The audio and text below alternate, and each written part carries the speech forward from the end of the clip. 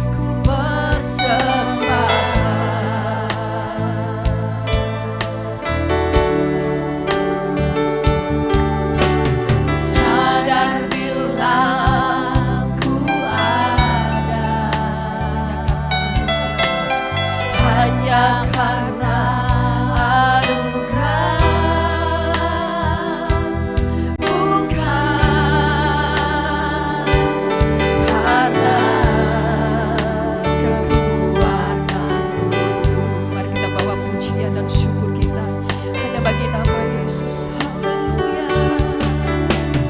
Pujian dan syukurku ku bawa padamu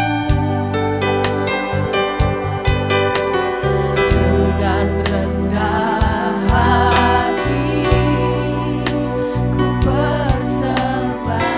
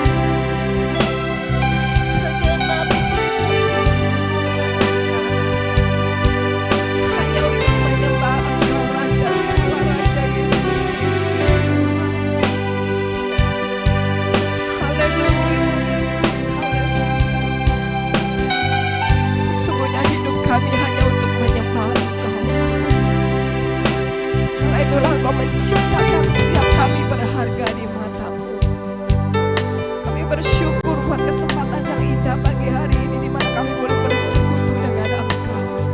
Kami boleh memuji dan menyembah Engkau, Allah yang luar biasa, Allah yang ajaib, Allah yang luar biasa. Kami tahu Tuhan bahwa kalau hari ini kami ada, bukan karena kuat dan gagah kami, semua karena anugerah Tuhan yang besar atas hidup kami. Dan selayaknya Tuhan, kami umat-Mu, kami datang kepadamu, kami mau persembahkan segenap hidup kami yang terbaik hanya bagi nama Yesus. Karena kami tahu Engkau juga sudah memberikan yang terbaik hidup-Mu Tuhan bagi setiap kami. Terima kasih Tuhan, terima kasih. Bertahtalah atas setiap pujian kami pagi hari ini. Kami siap untuk kami memuji Engkau lebih lagi Tuhan. Hanya nama Yesus saja di tengah tempat ini. Terima kasih Bapa, terima kasih. Terima kasih Tuhan, terima kasih. Kami percaya Engkau berkati ibadah kami dari awal, pertengahan hingga akhirnya. Biarlah kuasa Roh Kudus saja yang bekerja di tengah-tengah kami. Terima kasih Tuhan, kami siap memuji Engkau. Hanya di dalam nama Tuhan Yesus kami berdoa. Setiap kita yang siap memuji Tuhan, mari sama-sama katakan amin. Beri tepuk tangan luar biasa buat Tuhan Yesus. Saya undang Bapak Ibu semua untuk bangkit berdiri. Mari kita bersuka cita di hadapan Tuhan, karena perbuatan Tuhan yang sungguh luar biasa dalam hidup kita. Kita percaya bahwa kita adalah orang yang diberkati oleh Tuhan. Amin. Haleluya.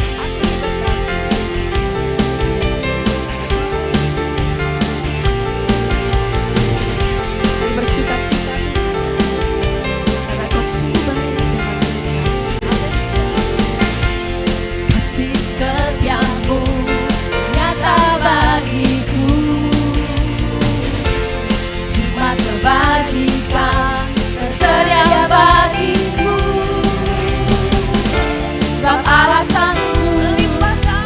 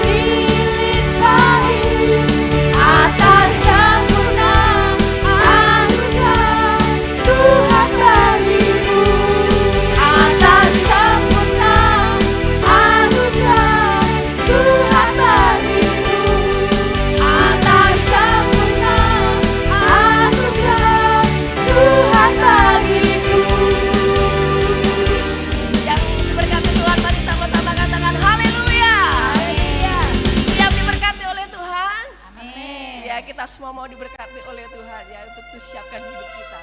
Kita menjadi orang yang siap diberkati oleh Tuhan. Haleluya. Malam pagi hari ini kita mau terbang lebih tinggi lagi bersama dengan Tuhan apapun yang terjadi. Kita percaya bahwa Tuhan yang sanggup memberikan kekuatan dalam hidup kita. Haleluya. Kita terbang. Bahwa setiap kami terbang bersama dengan Tuhan.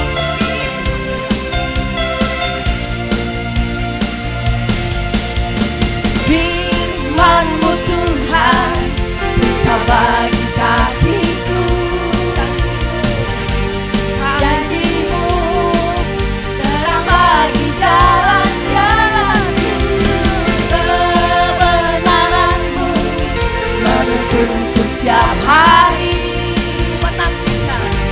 Ku menantikan-Mu, beri kekuatan bagi semuanya. Ku kan terbang tinggi di awan bersama-Mu, bersama-Mu dalam kemuliaan. Sebab firman-Mu Sebab firman-Mu teguh menopang, bukan aman di dalam-Mu Tuhan. siap terbang bersama dengan Tuhan. Haleluya. Walaupun ada badai kehidupan, tapi Tuhan akan membawa kita lebih tinggi lagi terbang bersama dengan Dia. Amin. Haleluya. Mari katakan pujiannya dengan iman. Firman-Mu Tuhan, berita bagi kakiku. Janji-Mu, terang bagi jalan-jalanku. Kebenaran-Mu menuntunku setiap hari. Ku menantikan-Mu, beri kekuatan bagi semuanya. Ku kan terbang tinggi di awan Bersama dengan Tuhan. bersama-Mu dalam kemuliaan. Sebab firman-Mu Sebab firman-Mu teguh menopang, bukan aman di dalam-Mu Tuhan. sekali lagi bukan terbang. Ku kan terbang tinggi di awan bersama-Mu, bersama-Mu dalam kemuliaan. Sebab firman-Mu Sebab firman-Mu teguh menopang, bukan aman. bukan aman dalam-Mu Tuhan. Bukan aman. Bukan aman dalam-Mu Tuhan. Bukan aman. Bukan aman dalam-Mu Tuhan. Haleluya. Silakan duduk kembali Bapak. Kita percaya bahwa kita aman bersama dengan Tuhan. Haleluya. Jangan pernah takut dan khawatir karena ada Tuhan yang luar biasa yang senantiasa dalam hidup kita. Selanjutnya kita akan memberikan korban syukur kita. Sebelumnya kita akan berdoa. Kami mohon untuk Ibu Pardi naikkan berdoa untuk persembahan.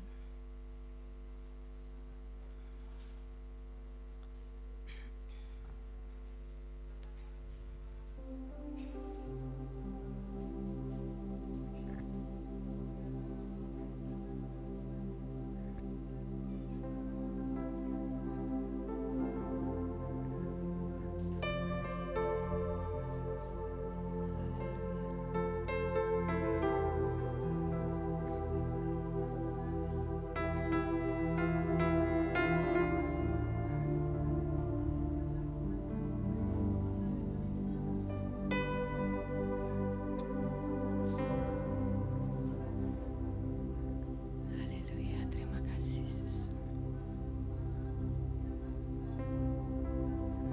Terima kasih Tuhan.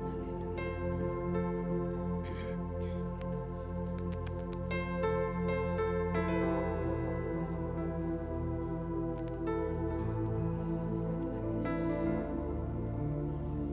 Amin. Selamat menabur, Tuhan Yesus memberkati kita semua.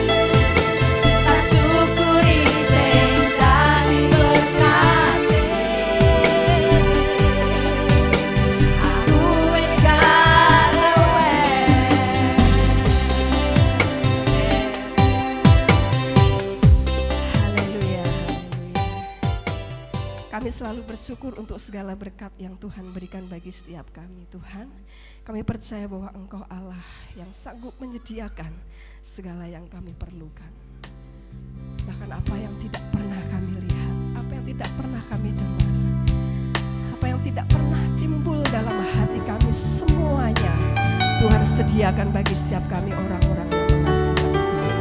Terima kasih Tuhan, terima kasih, sungguh luar biasa Tuhan. Pagi hari ini kami siapkan hati kami untuk kami diberkati oleh kebenaran firman-Mu. Kami percaya firman-Mu yang mengubahkan setiap hati kami. Terima kasih Tuhan, terima kasih. Kami bersyukur Tuhan.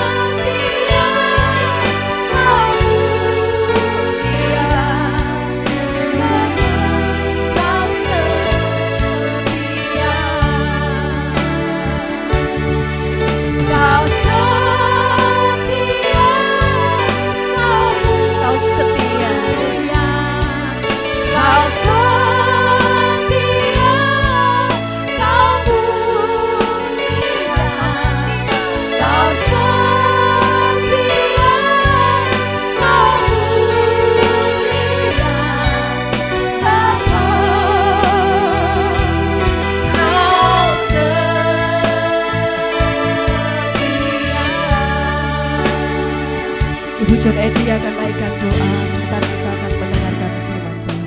Haleluya.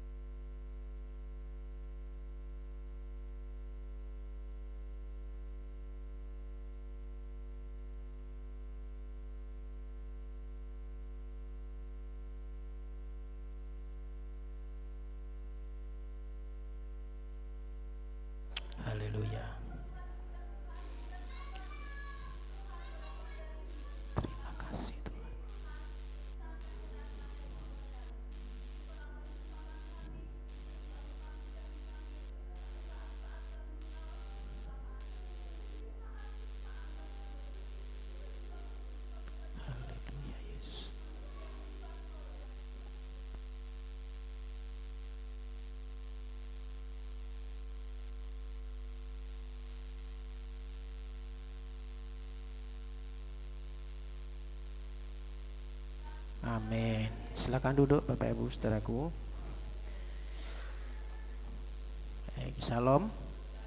Selamat pagi. Ketemu kembali hari ini.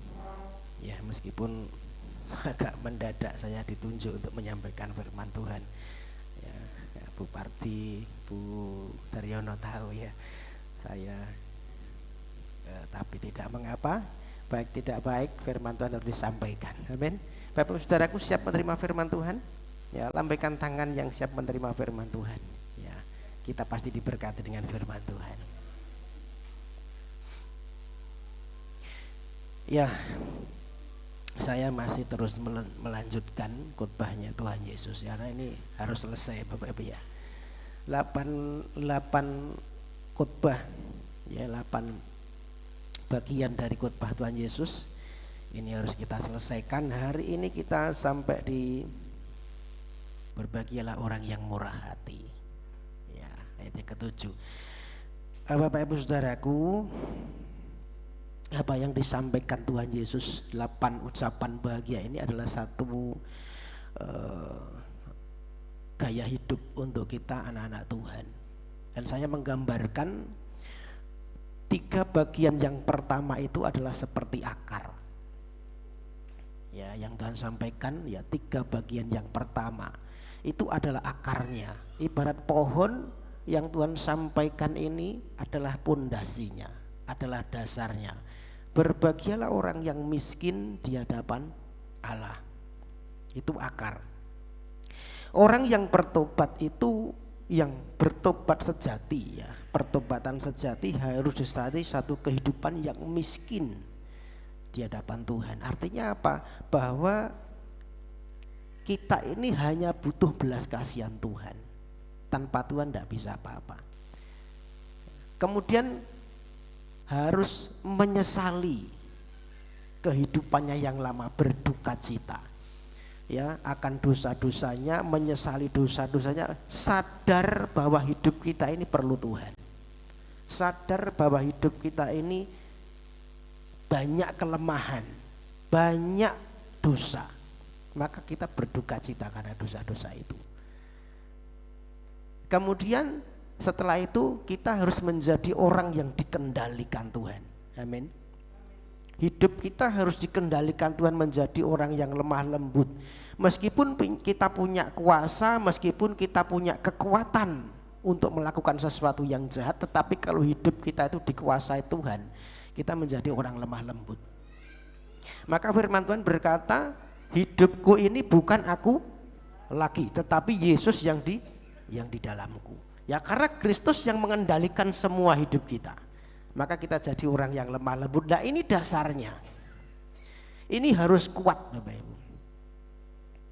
Kalau sudah kuat, dari akar yang kuat, dari akar yang sehat, ya, itu akan membentuk satu batang yang sehat juga.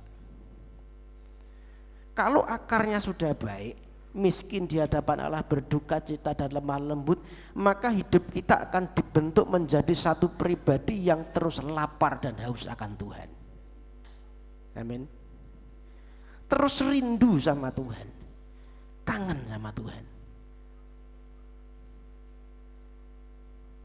lapar dan haus menjadi satu gaya hidup, ya, satu kebutuhan lagi, dan itu terus menerus dalam hidup kita. Pengennya dekat dengan Tuhan, itu menjadi kerinduan kita. Ini orang yang dasarnya bagus, batangnya bagus. Nah, buahnya ini, ya, buahnya adalah orang yang murah hati. Ya, orang yang dasarnya bagus, batangnya bagus, akhirnya berbuah murah hati, suci hati, dan menjadi pembawa damai. Ini buahnya yang keluar dari hidup kita. Yang ke-8 apa? Nah, ternyata warga kerajaan surga, orang-orang yang sudah bertobat, yang percaya, ini ada tantangannya Bapak Ibu. Jadi bukan satu kehidupan yang enak, bukan satu kehidupan yang aman-aman saja. Ya, warga kerajaan surga itu mendapat tantangan dari luar.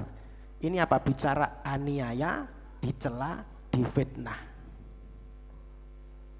Jadi kehidupan kita itu dihadapkan dengan begini. Meskipun kita ini sudah hidup benar, berbuah yang benar, tetapi di sisi lain di luar kita itu banyak tantangan. Ada ancaman, ada aniaya, ada cela, ada fitnah. Ini yang nanti kita hadapi. Jadi kita mesti ngerti satu kesatuan ini dulu. Ya. Ketika kita ngalami aniaya, ketika kita ngalami sesuatu yang tidak enak, karena dasarnya kuat, karena hidupnya bertumbuh dengan baik, batangnya kuat, buahnya sudah baik, maka kita tidak akan tergoda dengan aniaya. Kita tidak akan cepat mudah semangat kita dipatahkan dengan aniaya. Tetap jadi orang-orang yang setia sama Tuhan. Amin. Karena dasarnya kuat. Meski dianiaya tidak tergoyahkan.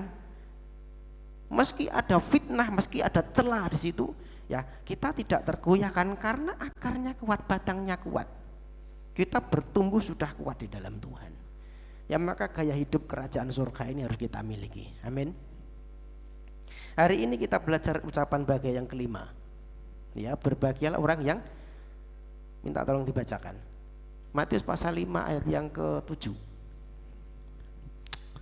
Matius ayat 5 pasal 5 ayat yang ke-7. Berbahagialah orang yang murah hatinya, karena mereka akan beroleh kemurahan. Berbahagialah orang yang murah hati, karena mereka akan beroleh kemurahan. Nah Bapak Ibu Saudaraku, kata murah ini kata yang favorit ya. Kalau kita dengar kata murah, wah ini kesukaan saya gitu ya. Favorit, apalagi ibu-ibu, betul? Ya, hari ini ada pasar murah juga. Pasar malam, pasar murah ya. Iya. Jadi kalau sudah ada pasar murah berbondong-bondong, karena memang kata murah ini kata yang favorit ya di telinga kita. Ya ibu-ibu kalau ke mall yang dicari apa? Diskon. Ya, kalau sudah ada tulisan sale atau diskon 50%, penuh orangnya di situ ya. Penuh. Nah, kita ini kebiasaannya kan begitu ya. Kalau sudah ke toko pakaian, toko apa aja lah ya. Ya, yang dicari pasti yang murah. Kalau yang harga murah itu pasti wah orang berebut di situ. Ya. Kalau ke toko pakaian, jujur ya, saya ini kalau ke toko pakaian, saya pegang pakaian itu yang saya lihat pertama apa? Harganya. Saya kalau ke toko pakaian, baju, toko celana itu, ya bukan lihat bahannya dulu. Bahannya itu nanti nomor 2, yang dilihat pasti price listnya. Harga yang gantung itu 145 mahal. pindah lagi di sebelahnya. Ini 85, ya inilah yang ini cocok, bahannya enggak baik pun ini cocok, ini 85, jadi carinya mesti yang gitu, betul ya. Kalau cari yang murah ya, kalau beli pakaian yang dilihat itu pasti. Kalau sudah harganya, wah ini enggak cocok, ini enggak cocok sama kantongnya, maksudnya gitu ya, enggak cocok sama dompetnya ini katanya ya, padahal bahannya bagus gitu ya. Ya memang kita ini suka yang begitu, yang murah, yang ada diskon gitu ya. Meskipun kualitasnya kurang baik. Ya saya kalau beli online itu ya, sama anak saya itu saya mesti pesen sing murah baik gitu. Murah. Saya beli sepatu online itu murah Bapak Ibu, 35.000. Saya pakai seminggu sudah jebol. Ya, jadi ya memang harga menentukan kualitas begitu ya. Kita suka murah. Ya, suka murah. Nah, tetapi pertanyaannya apakah kita suka kalau hati kita itu juga murah kepada orang lain? Kita suka yang murah-murah.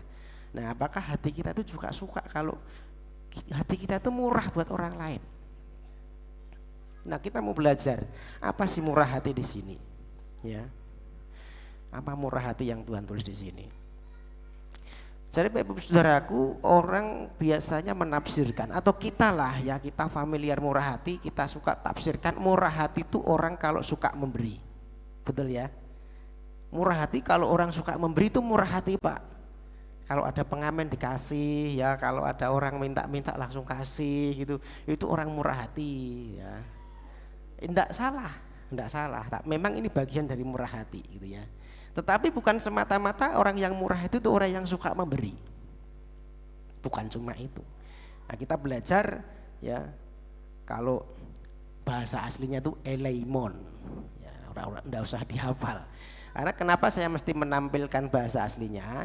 Karena di dalam Alkitab itu memang terjemahan itu. Nanti ada beberapa kata yang di bagian lain juga pakai kata yang sama. Ya, ketika saya belajar Alkitab di sekolah SD STT diajari namanya penafsiran. Hermeneutik itu jadi Alkitab itu menafsirkan Alkitab. Jadi kita tidak bisa menafsirkan dengan pikiran kita sendiri. Menurutku begini tidak boleh. Ya, penafsiran kita tentang Alkitab harus berdasarkan Alkitab. Ya, kenapa saya mesti tampilkan ayat bahasa aslinya? Bapak Ibu tidak perlu mengerti bahasa aslinya. Ini bagi saya adalah untuk menyampaikan sesuatu bahwa ternyata kata murah hati itu begini. Sama-sama kemarin lemah lembut itu praos gitu ya. Sama dipakai untuk kuda, untuk kekang gitu ya. Itu kata praos itu dipakai di sini, dipakai di sini begitu. Nah, sama murah hati ini eleimon. Ya. Di dalam kamus ya, eleimon ini adalah kemampuan untuk menempatkan diri di dalam pribadi orang lain sehingga kita mengerti apa yang dipikirkan dan dirasakan. Kemampuan diri kita ya, menempatkan diri di dalam pribadinya orang lain. Sehingga kita mengerti apa yang jadi pikirannya, apa yang dirasakannya. Ya, mungkin bahasa kita lebih mudah empati gitu ya. Empati. Bukan cuma simpati. Kalau simpati kan cuma kita bersimpati. Empati itu merasakan. Betul ya? Ikut merasakan. Jadi tahu yang dipikirkan, tahu yang dirasakan. Menaruh empati terhadap orang lain, ikut merasakan kesedihannya kalau sedih, kegembiraannya kalau gembira gitu ya. Apa yang dirasakan orang lain kita ikut merasakan. Nah, itu eleimon begitu. Ya. Nah, di dalam Alkitab itu kata eleimon selain muncul di Matius 5 ayat 7, ya berbahagialah orang yang murah hati karena mereka akan beroleh kemurahan. Nah, kata murah hati ini di Matius 5 ayat 7 ya, ini pakai eleimon katanya. Kata yang dipakai itu. Nah, di bagian lain ada Alkitab, ada surat yang lain itu dipakai di dalam kitab Ibrani. Kitab Ibrani pasal 2 ayat 17, itulah sebabnya maka dalam segala hal ia harus disamakan dengan saudara-saudaranya supaya ia menjadi imam besar yang menaruh belas kasihan dan yang setia kepada Allah untuk mendamaikan dosa seluruh bangsa. Jadi belas kasihan ini kata yang sama yang dipakai ya. Di dalam Injil Matius pasal 5 ayat 7 itu diterjemahkan murah hati, tetapi dalam kitab Ibrani pasal 2 ayat 17 eleimon itu diterjemahkan belas kasihan.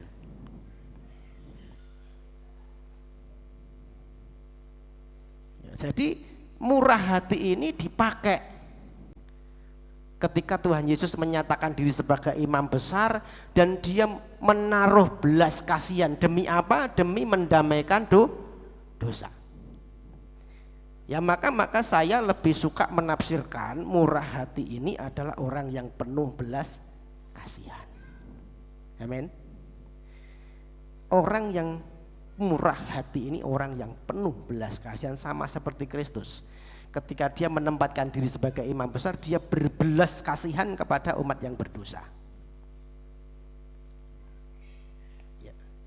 Nah, di dalam Injil Matius kata kemurahan, ya murah hati, kemurahan itu muncul berapa kali? Banyak sekali di Injil Matius. Ya, dipakai untuk menerangkan sesuatu. Ya, kata kemurahan atau belas kasihan ini selalu muncul berkaitan dengan orang lain yang lemah. Ya, selalu ada kaitannya dengan orang yang lemah, berkaitan dengan orang lain yang berdosa, berkaitan dengan orang lain yang miskin, berkaitan dengan orang lain yang tersiksa, ya berkaitan dengan orang lain yang tidak beruntung. Pasti begitu. Kata murah hati pasti hubungannya dengan itu. Orang lain yang tidak seberuntung kita.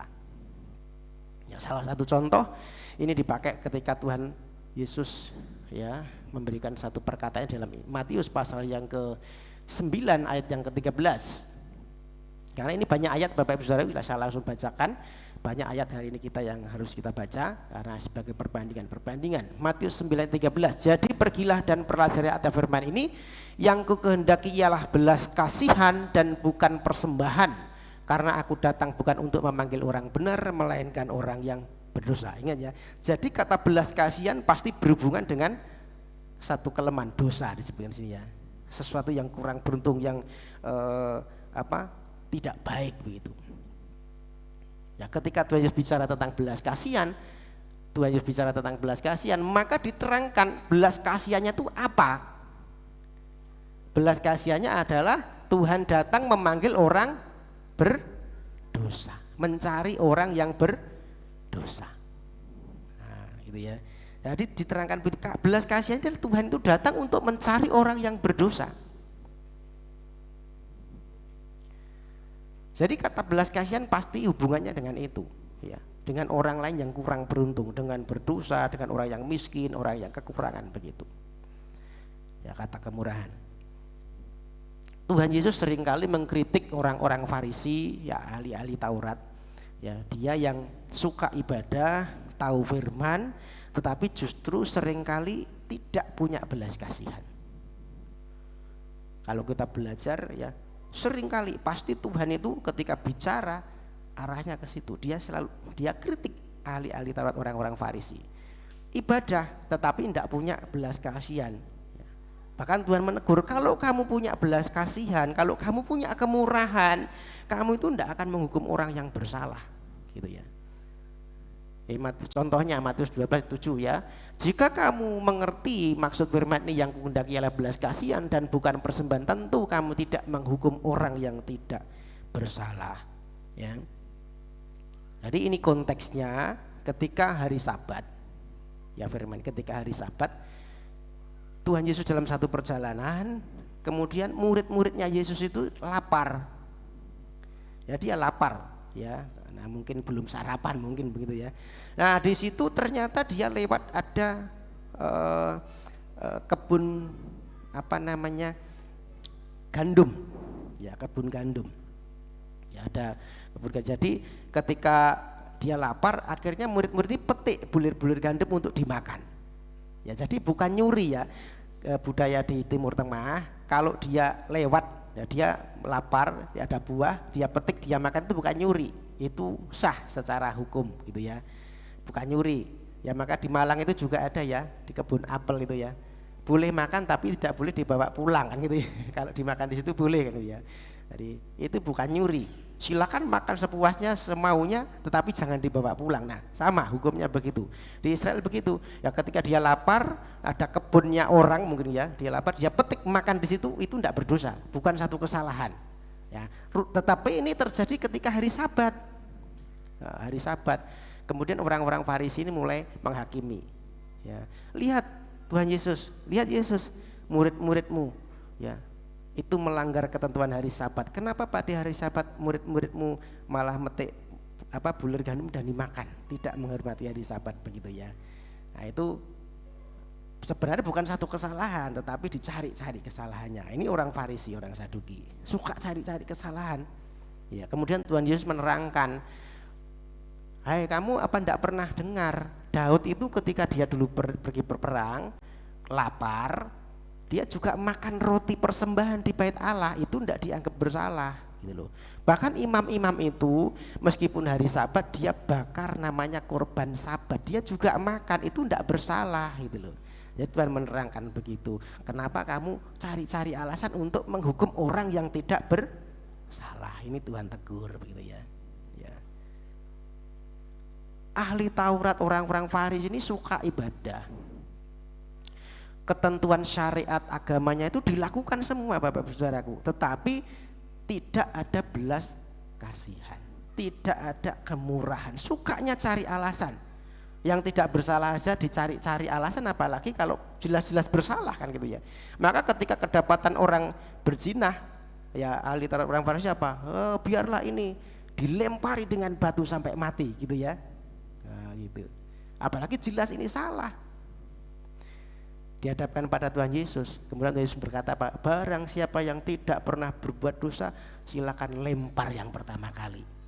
Nggak ada gitu ya, orang pada pergi semua. Nah ini suka cari kesalahan. Ya maka Tuhan juga tegur ya orang-orang Farisi ini, orang yang munafik. Ya orang yang munafik. Ya, celaka ahli Taurat orang Farisi, kamu orang yang munafik. Ya persepuluhan dibayar, dia kasih persembahan, ya kan? Artinya semua kehidupan agamanya, ibadahnya dia lakukan. Ya. Tetapi yang terpenting dalam hukum Taurat kamu abaikan. Apa itu? Keadilan dan belas kasihan. Ya. Yang satu, ibadahmu itu harus dilakukan.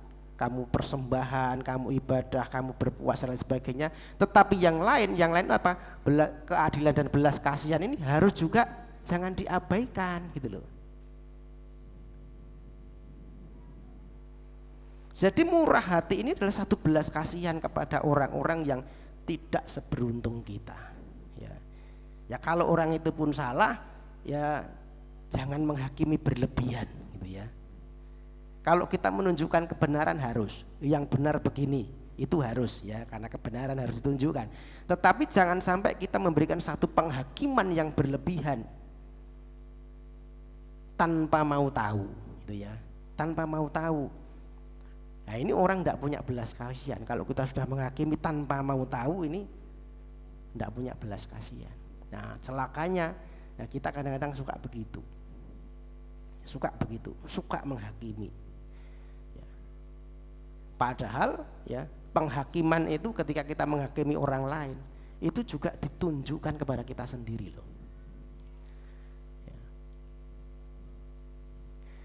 Matius 7 ayat 2, karena dengan penghakiman yang kamu pakai untuk menghakimi, kamu akan dihakimi, dan ukuran yang kamu pakai untuk mengukur akan diukurkan kepadamu. Ketika kita menghakimi orang lain, nuding orang lain, itu ukuran juga dikenakan kepada kita sendiri. Ngerti ya? Bapak Ibu kalau nuding orang lain, satu jari itu ke orang lain, betul. Tetapi yang 4 jari ini menuju ke arah kita sendiri. Ya maka kita jangan suka nuding orang. Kasih jempol aja, kasih jempol dia. Jangan suka, kamu begini, wah itu ya. Nah, itu satu orang ke sana, tapi yang 4 ini balik ke kita sendiri. Ukuran yang kamu pakai akan diukurkan kepadamu.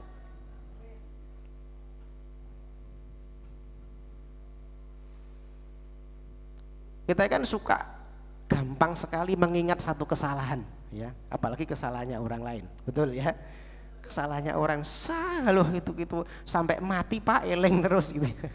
Tapi kebaikannya, ya satu kesalahan itu, ya itu menghapus 100 kebaikan, kan gitu ya. Kebaikannya lali kabeh. Ini ngono satu saja yang membuat kita sakit hati, itu yang diingat terus. Nek iso sampai mati jangan kehapuskan gitu. Itu kita ya. Gampang mengingat kesalahan. Kalau ada kesalahan diingat terus, kebaikannya mudah dilupakan. Ya ibarat panas setahun dihapus oleh hujan sehari ya. Ya tadi kebaikan yang banyak sekali dihapus hanya karena satu tindakan kesalahan. Ya kita mesti ngertilah, tidak ada orang yang sempurna. Amin. Kita semua tidak sempurna, maka kita belajar ya, jangan cuma lihat kesalahannya ya, tapi juga lihat kebaikannya. Ya kalau kita mau menghakimi orang lain, cobalah cari baiknya apa sih orang ini gitu ya. Ini orang ini baiknya apa sih? Kita ingat kebaikannya, dan kita tidak akan menghakimi. Ternyata baiknya juga ada gitu ya. Amin. Jangan suka menghakimi. Ya mudah sekali kita melihat kesalahan, sementara kita sendiri tidak lihat kesalahan kita. Ya firman Tuhan berkata, mengapa engkau melihat selumbar di mata saudaramu sedangkan balok di matamu tidak engkau ketahui. Ya. Nek ono kesalahan cilik wae ning tanggane ngerti, tapi kesalahane dhewe meskipun gede gak paham. Ini firman Tuhan sudah catat ya. Ada satu kisah, dua orang bertetangga ya. Dua orang bertetangga. Nah si istrinya ini dia setiap pagi selalu lihat di tetangganya gitu ya. Dia lewat jendela gitu, dia lihat tangganya. Kemudian dia mau ngomong sama suaminya, suamiku lihat orang di sebelah itu ya, itu kalau nyuci apa enggak pakai sabun ya? Kok cucian dijemur-jemur, cucian apa yang kotor-kotor begitu, artinya dicuci dijemur tapi kok masih kelihatan kotor gitu loh. Apa enggak pakai sabun ya gitu. Ya. Suaminya diem aja gitu ya. Besoknya lagi istrinya lihat lagi, itu diulangi lagi gitu ya. Dari jendela yang ada kacanya begitu. Lihat lagi itu jemur pakaian yang masih kotor-kotor gitu kok dijemur gitu ya. Nah, besoknya lagi hari ketiga, sekarang enggak. Sekarang itu kok sudah bersih ya. Apa dia sudah pakai sabun cuci yang 1000 kali lebih bersih itu ya mungkin gitu ya. Nah, ternyata suaminya nyeletuk gini, istriku, aku tadi pagi itu bangun pagi, aku sudah lap itu jendela, kaca jendela itu sudah lap sehingga bersih, maka kamu lihat itu jadi bersih gitu loh. Kemarin tuh kamu lihat tuh karena jendela ini kotor kacanya, maka itu kelihatan kotor gitu. Ya. Jadi seringkali persepsi kita itu menghalangi kebaikan orang lain. Bersihkan dulu hidup kita ya. Yang dari diri kita itu dibersihkan dulu. Maka kita juga akan lihat orang lain juga baik. Amin. Jadilah orang yang mampu memahami orang lain, yang murah hati kepada orang lain, bukan hanya kepada yang menyenangkan. Ya kalau dia menyenangkan saya, gampang saya bermurah hati, Pak. Gampang saya berbelas kasihan, Pak. Dan dia kan menyukakan saya, membuat saya senang. Tetapi Tuhan Yesus itu luar biasa.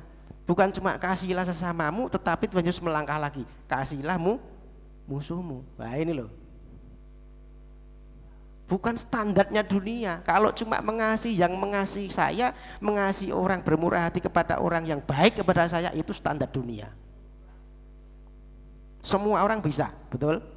Tetapi ketika Yesus berkata kasihilah musuhmu, lah ini loh, beda. Berdoalah untuk orang yang menganiaya kamu. Nah ini beda. Ini beda. Ini tidak mudah. Nah ini perlu perjuangan dari hidup kita, saudara. Ya. Maka Tuhan tulis adalah satu kisah dalam Lukas pasal yang ke-10 ayat 25. Orang Samaria yang murah hati. Nanti dibaca di rumah Bapak Ibu ya.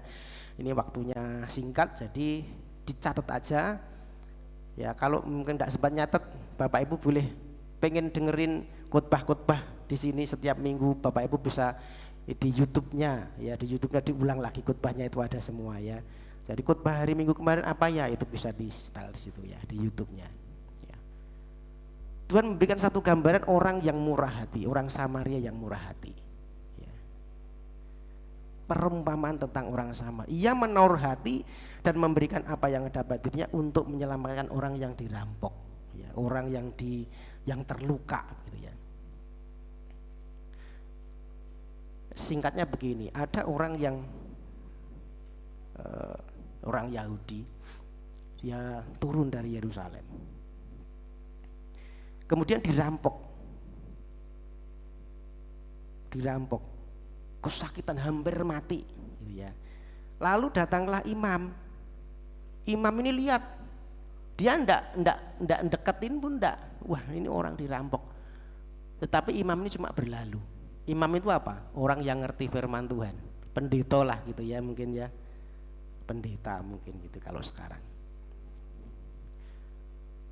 Dia ndak lihat pun ndak, dia cuma ndak mendekat pun ndak ada niat untuk berbelas kasihan, untuk bermurah hati, ndak ada, lewat saja.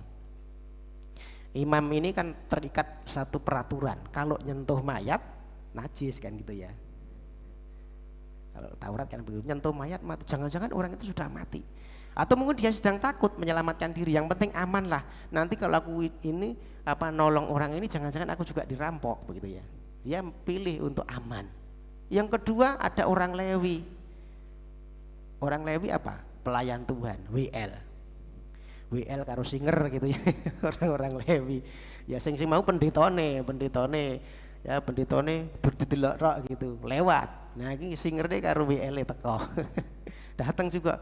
Waduh, dia ini orang Lewi ini sempat dilihat. Waduh, sekarat orangnya. Tapi tidak ada niat untuk murah hati, tidak ada niat untuk nolong. Dia terus saja aman, sama. Ya karena pendetanya begitu, dia ikut-ikutan pendetanya gitu ya. Wah, Pak pendetanya ya gitu, ikutlah gitu. Aman, yang penting aman gitu ya. Kemudian yang ketiga datang orang Samaria. Bapak Ibu tahu orang Samaria? Orang Samaria itu bermusuhan dengan orang Yahudi. Orang Samaria itu adalah orang Yahudi yang dia menikah dengan orang lain, dengan bangsa lain. Nah, ini disebut orang Samaria. Dan orang Samaria ini oleh orang Yahudi dianggap orang yang najis, nggak layak gitu ya, musuh gitu ya, nyentuh nggak layak, bergaul dengan orang Samaria itu nggak layak bagi orang Yahudi. Orang Samaria ini musuhku wong Yahudi. Ya. Tetapi apa yang dilakukan orang Samaria ini ya, dia obati, dia balut lukanya, kasih minyak, kemudian digotong, dinaikkan ke keledainya, bawa ke penginapan, diobatkan di situ.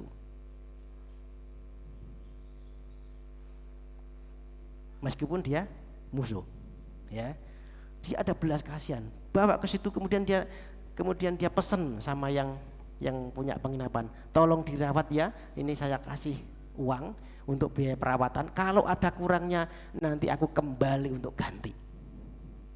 Luar biasa ya hatinya, begitu murah hati. Ada belas kasihan, ada tindakan nyata, dan di situ ada pengorbanan.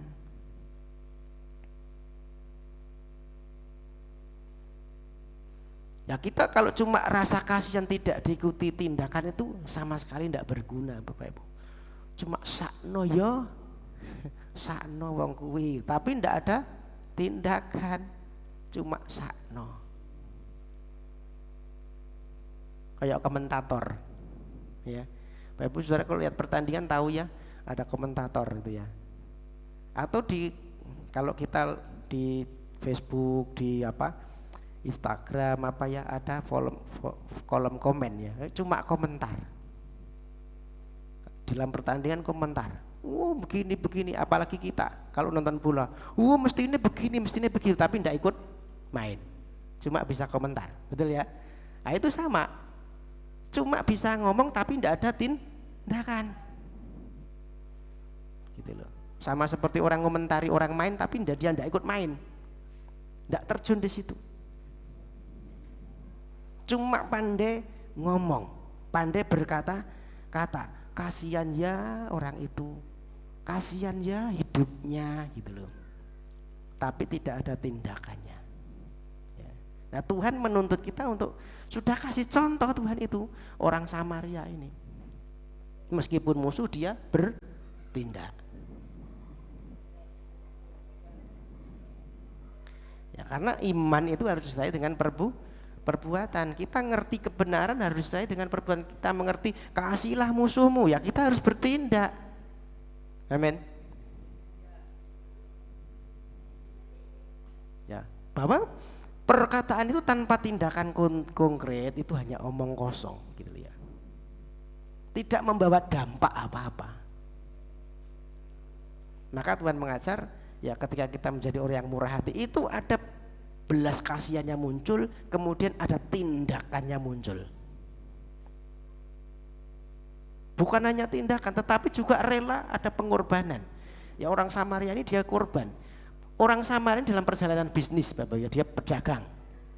Dia mungkin punya kepentingan yang lain yang lebih penting. Wah, nanti aku sampai tidak berjumpa dengan klienku, dengan nasabahku, ya ini saya bisa rugi, mungkin begitu ya. Bayangan kita kan gitu ya, karena dia orang yang berdagang. Kalau sampai telat nanti waduh bahaya ini, bisa rugi saya. Tetapi dia korbankan itu, dia pilih untuk tolong ini, dia korbankan di situ, korban waktunya, bahkan dia korban hartanya.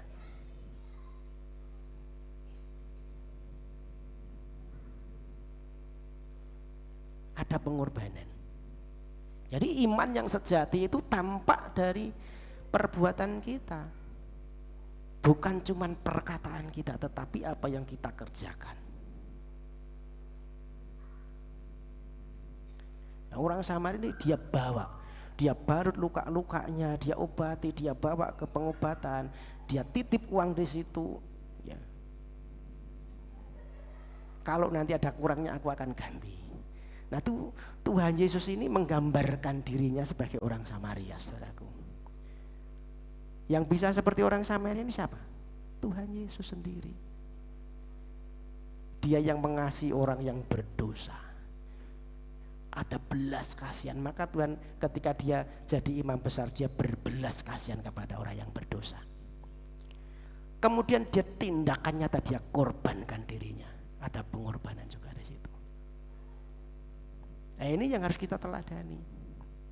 Kalau kita pengen jadi orang yang murah hati, teladani kehidupannya. Amin. Ada belas kasihan dalam hidup kita. Jadi orang yang melakukan sesuatu dengan tindakan nyata, bukan cuma tahu firman-Nya, ya, bukan cuma tahu ini ayatnya di mana. Kan kita sekarang banyak ngerti, ada Pak ayatnya di Alkitab, tahu firman-Nya di Alkitab, tetapi dalam tindakannya tidak pernah dikerjakan. Harus ada tindakan nyata. Kalau perlu ada pengorbanan, kita berkorban di situ. Amin. Ini orang yang murah hati. Orang yang murah hati akan mendapatkan satu kemurahan.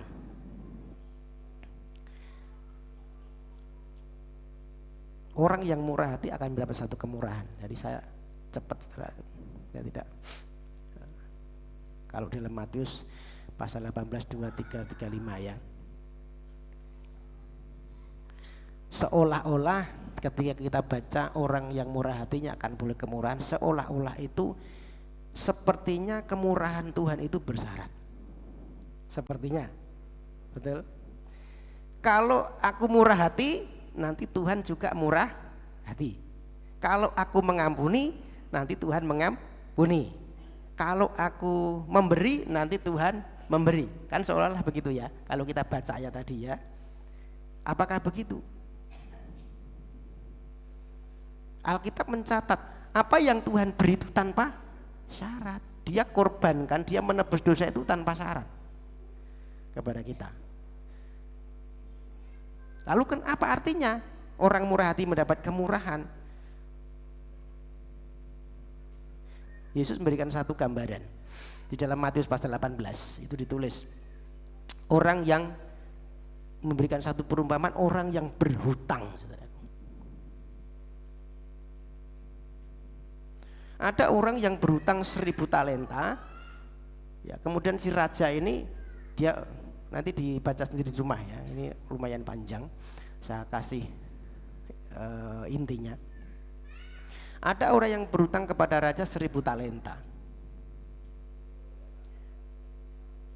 Karena dia tidak bisa membayar, akhirnya raja ini memerintahkan, bawa dia, serahkan kepada Algojo, masukkan ke penjara, serahkan ke Algojo, gitu ya. Kemudian dia memohon, karena mohon raja ini timbul belas kasihan, kemudian dibebaskan. Ceritanya begitu ya. Yang berhutang 1000 talenta dibebaskan, sudahlah bebas, gitu ya. Ketika bebas, dia di jalan ketemu sama seseorang yang dia berhutang sama dia berapa?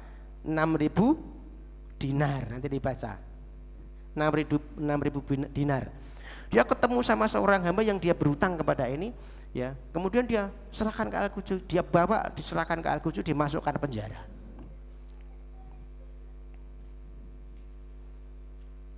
Dari 1000 talenta diampuni, ya, 1000 talenta diampuni. Ya, ini yang punya hutang 6.000 dinar, dia justru tidak mau mengampuni, gitu loh. Tidak mau membebaskan hutangnya. Padahal 1 talenta itu 6.000 dinar ya, 34 kilogram emas, nanti dihitung sendiri ya. 1 talenta itu berapa dinar begitu ya. Dia yang sudah diampuni begitu luar biasa, sudah dibebaskan dari hutangnya yang luar biasa. Ketika ketemu seseorang di jalan, dia punya hutang, dia tidak mau bebaskan. Padahal cuma sepersekiannya gitu loh. Ketika raja dengar ini tuh raja marah. Kenapa kamu sudah tak bebaskan? Kamu ketemu yang cuma berhutang segitu aja tidak mau bebaskan.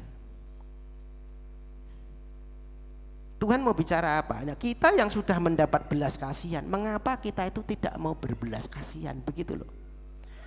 Kita ini sudah mendapat belas kasihan dari Tuhan. Amin. Apa yang kita nikmati, apa yang kita sekarang kita nikmati itulah belas kasihan Tuhan, termasuk keselamatan, belas kasihan Tuhan. Kita tuh sudah begitu mendapat belas kasihan yang luar biasa. Kenapa yang sudah mendapat belas kasihan tidak mau berbelas kasihan gitu loh. Itu yang Tuhan tidak mau. Maka Tuhan marah. Maka kita harus menyadari belas kasihan Tuhan. Kita harus hidup itu menyadari kemurahan Tuhan. Karena Yesus mengecam orang-orang yang sudah mendapat kemurahan tetapi tidak mau bermurah hati. Tuhan kecam. Karena Yesus sudah bermurah hati, maka kita juga harus bermurah hati. Sehingga kita itu juga nanti mendapat kemurahan. Jadi alurnya jelas, Tuhan sendiri yang bermurah hati. Tuhan sudah bermurah hati, Tuhan sudah berbelas kasihan. Kita yang sudah menerima ini juga harus bermurah hati, juga harus berbelas kasihan. Orang yang begini dia nanti juga akan mendapat balasannya, mendapat belas kasihan, mendapat kemurahan. Kita karena Yesus sudah mengampuni, kita juga harus mengampuni. Betul ya? Maka doa Bapa kami, ampunilah kami seperti kami juga mengampuni orang bersalah kepada kami. Karena Tuhan sudah mengampuni lebih dulu. Tuhan sudah mengampuni kita, kita juga mengampuni orang lain. Nah, kalau kita mengampuni orang lain, kita minta ampun, Tuhan mengampuni, gitu loh. Itu makanya orang yang murah hati diberkati Tuhan dengan kemurahan, amin. Diberkati dengan kemurahan, akan memperoleh kemurahan. Dan kemurahan itu dengan berbagai macam cara. Saya percaya banyak hal yang nanti akan kita dapat ketika jadi orang yang murah hati. Akan mendapat balasan yang datangnya dari Tuhan melalui orang lain bisa, melalui orang-orang di sekitar kita bisa. Ya misalnya Tuhan pakai sesama kita untuk mencukupkan sesuatu kebutuhan kita ketika kita membutuhkan. Jadi Bapak Ibu Saudaraku, sikap murah hati ini muncul sebagai rasa syukur kita karena kita ini sudah mendapat kemurahan Tuhan. Amin. Kita harus sadar ini dulu. Kita harus menyadari bahwa aku ini hidup oleh kemurahan, maka aku juga harus bermurah hati. Kita ini sudah mengalami kemurahan, maka kita juga harus memberikan kemurahan kepada orang. Dan upahnya kita juga akan mendapat kemurahan. Nah, sebaliknya kalau kita tidak murah hati, akan ada satu penghakiman. Terakhir ya. Kalau kita tidak murah hati, ya kita akan justru mendapat satu penghakiman. Ya, karena kita sudah orang-orang yang mendapat kemurahan, maka juga harus bermurah hati.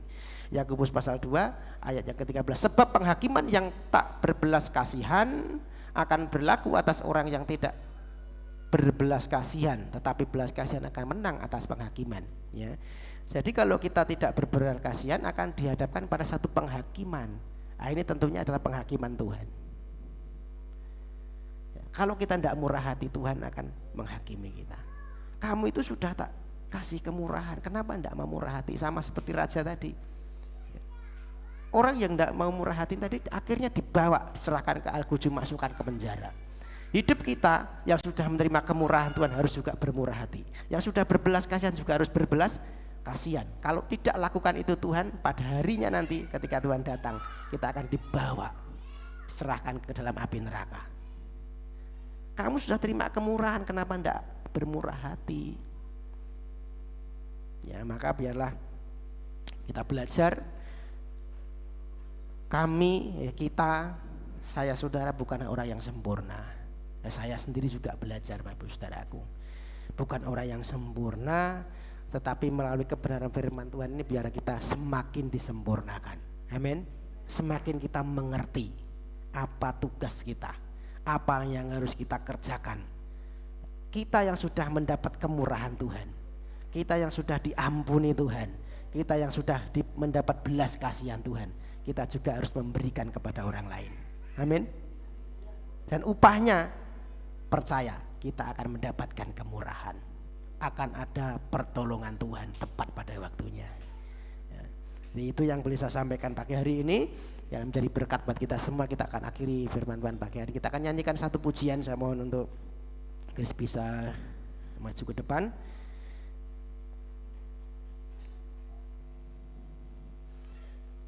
Jadikan kami orang-orang yang bermurah hati Tuhan,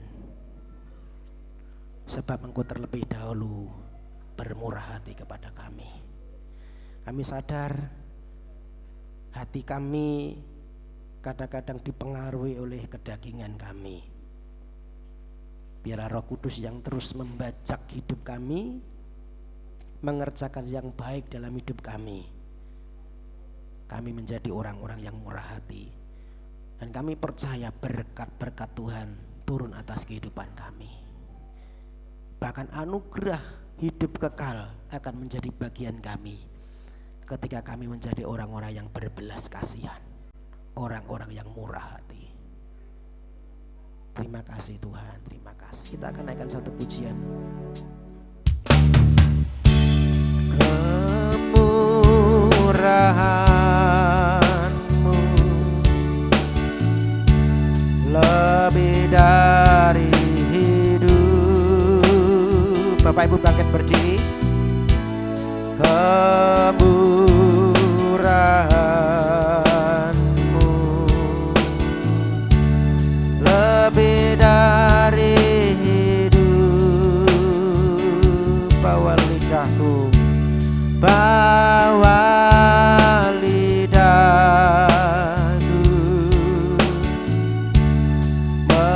memuji Engkau.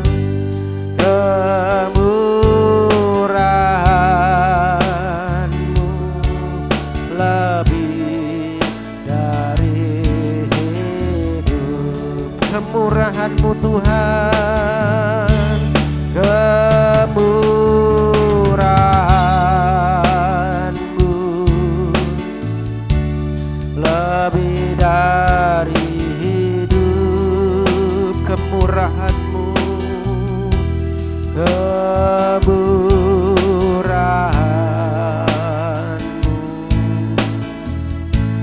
lebih dari hidup.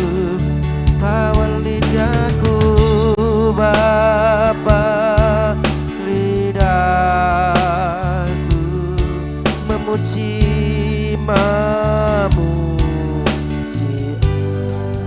Engkau.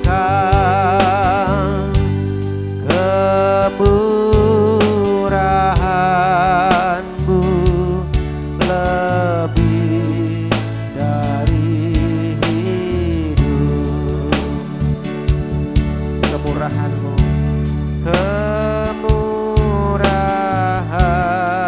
kemurahan-Mu lebih dari hidup.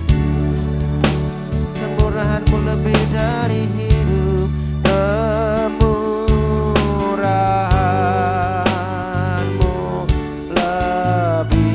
lebih dari hidup.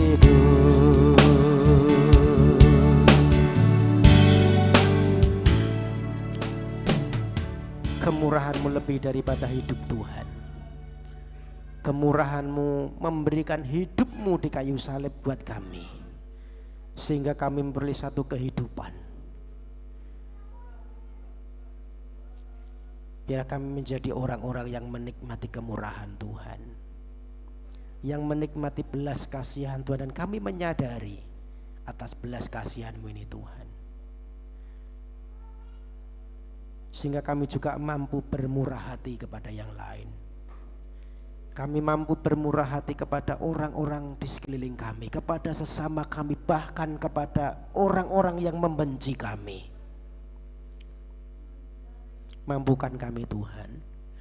Kami manusia lemah, kami manusia yang penuh dengan kelemahan, dengan dosa. Seringkali kami hidup menuruti daging. Maka biarlah Roh Kudus yang mengambil alih kehidupan kami, sehingga kami menjadi anak-anak-Mu yang menyenangkan Tuhan. Menjadi seperti orang Samaria yang bermurah hati. Terima kasih Tuhan buat firman ini, meteraikan firman ini di hati kami, supaya kami dimampukan untuk melakukannya. Berkati setiap umat-Mu yang sudah menyiapkan hati, memberikan hati untuk dibekali dengan firman-Mu. Pulang dengan berkat-berkat Tuhan dan dimampukan menjadi pelaku firman-Mu Tuhan. Kami berdoa, yang susah Tuhan hibur, yang sakit Tuhan sembuhkan di dalam nama Yesus, yang mengalami persoalan, beban berat apapun Tuhan, biarlah Engkau buka jalan pertolongan Tuhan yang tepat waktu itu dalam kehidupan kami. Yang sekolah berikan hikmat kepandian daripada Tuhan. Yang sudah usia lanjut berikan kesehatan, panjang umur, sukacita, damai sejahtera, pemeliharaan yang sempurna. Biar damai sejahtera Allah yang melampaui segala akal itu memelihara hati dan pikiran kami semua Tuhan. Yang berikan pekerjaan beri pekerjaan, yang berikan pasang hidup beri pasang hidup. Apapun pergumulan umat-Mu Tuhan, Engkau yang tolong. Kami juga berdoa, yang tidak bisa hadir Tuhan jamah sembuhkan. Pak Parto, Bu Parto, Bu Gini, Bu Markamah, Bu Parti juga terus sempurnakan kesembuhannya. Mas Fran, ayah dari Oskaria, biarlah Tuhan Engkau yang menjamah menyembuhkan dengan kuasa bilur-Mu. Dalam nama Tuhan Yesus, mereka mendapatkan kelegaan daripada Tuhan. Terpujilah nama-Mu Bapa. Kami berdoa juga untuk bangsa kami, berkati bangsa kami. Pemimpin bangsa kami dari pusat sampai dengan tingkat bawah, Tuhan berikan hikmat-Mu supaya mereka boleh menjalankan tugas mereka dalam pimpinan Tuhan. Keamanan, damai sejahtera Tuhan turun atas bangsa kami. Bahkan kerinduan kami Tuhan, curahkan roh pertobatan supaya banyak jiwa datang kepada Tuhan. Datang kepada Tuhan, mengaku bahwa Yesus itu Tuhan. Terima kasih Bapa. Puji, hormat, syukur kami naikkan di hadapan-Mu dalam nama Tuhan Yesus kami berdoa. Haleluya. Amin. Silakan duduk Bapak Ibu. Ya, ada beberapa pengumuman yang harus saya sampaikan untuk jadwal ibadah kita 1 minggu ke depan. Hari Rabu nanti ada doa di tempat ini jam 9 sampai dengan selesai. Hari Kamis nanti komsel keluarga di tempatnya Ibu Pardi ya jam 6:30 sampai dengan selesai. Hari Jumat ada Jumat ceria anak-anak sekolah minggu, silakan diantarkan untuk kita bekali dengan firman. Hari Sabtu nanti ada ibadah youth jam 6 sore sampai dengan selesai. Dan kita ketemu kembali hari Minggu jam 9 pagi di tempat ini. Saya mengundang Bapak Ibu Saudara bisa hadir kembali untuk kita bersama-sama memuji, memuliakan nama Tuhan, menikmati hadirat Tuhan dan bertumbuh bersama. Silakan datang dengan anak istri saudara, dengan rekan-rekan, kenalan ya untuk bisa kita berbakti bersama-sama. Itu yang boleh menjadi perhatian kita pengumuman hari ini. Kita akan akhiri ibadah pagi ini. Saya mohon untuk Bapak Ibu kembali bangkit berdiri, kita akan akhiri dengan doa berkat. Bapak Surgawi, Bapak yang baik, kembali kami menghadap hadirat-Mu Tuhan. Kami datang dengan segenap kehidupan kami telah beribadah kepada-Mu dengan sepenuh hati kami. Dan kami percaya ketika kami beribadah kepada Tuhan dengan sepenuh hati, Tuhan memberkati kami. Seperti firman-Mu, ketika kami berkemurahan, maka juga Tuhan memberikan kemurahan dalam hidup kami. Mampukan setiap kami jadi pelaku firman-Mu Tuhan. Kami percaya pulang dari tempat dengan berkat-berkat Tuhan. Berkat dalam rumah tangga, berkat dalam kesehatan kami, berkat buat anak-anak kami, berkat dalam usaha dan pekerjaan kami, apa yang kami kerjakan dengan tangan kami, Tuhan yang membuatnya berhasil. Engkau yang akan membawa kami terus naik dan tidak turun, menjadi kepala dan bukan ekor seperti janji firman-Mu. Biar kami menjadi orang-orang yang menikmati kemurahan Tuhan hari demi hari. Terima kasih Bapak, terima kasih. Bapak Ibu Saudaraku yang kekasih, angkatlah tanganmu, pandanglah wajah ke surga, dan terimalah berkat-berkat yang terbaik daripada Tuhan. Tuhan Yesus yang memberkati engkau dan melindungi engkau. Tuhan Yesus yang menyinari engkau dengan wajahnya dan memberi engkau kasih karunia. Tuhan Yesus yang menghadapkan wajahnya kepadamu dan memberi engkau damai sejahtera. Terimalah setiap berkat-berkat itu, berkat Abraham, Isa dan Israel, berkat Bapa, Putra dan Roh Kudus, di dalam nama Tuhan Yesus Kristus. Mari kita, setiap kita yang percaya diberkati Tuhan, sama-sama katakan amin. Bapa, terima kasih. Bapa, terima kasih. Bapa di dalam surga, ku berterima kasih.